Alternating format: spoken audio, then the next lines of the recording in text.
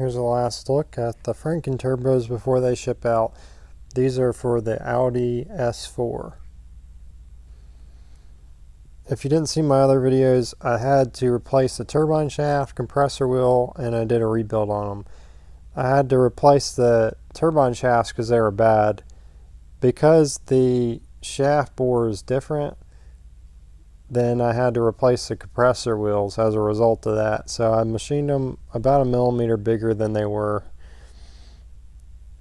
This build was a real headache because of that.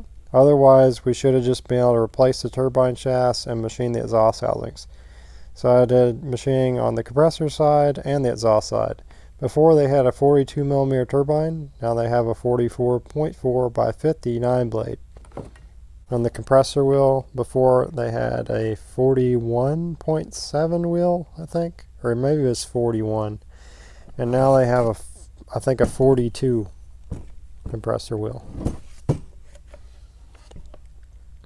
Other problems I ran into with this turbo is the flap arm.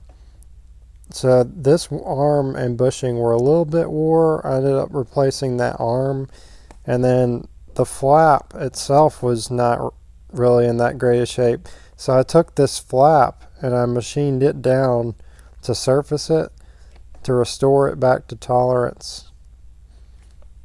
That was kind of a headache. Just a lot of extra time involved in trying to fix something. They nearly just needed to be replaced.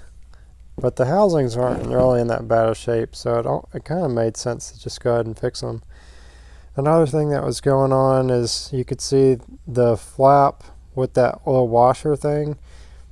It looks like that washer is going to fall off, so I'm going to have to TIG weld this one. The other one, I replaced that piece, put a thicker washer on there, and welded it. Some people that have bought the rebuild kits could never get these bolts off. There's actually a really easy way to do that.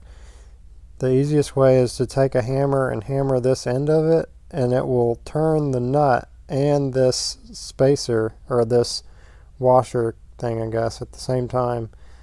That's really the best way to get these out, because a lot of times people try and use an open head wrench on those bolts, and it just strips out, and then they give up and return the rebuild kit.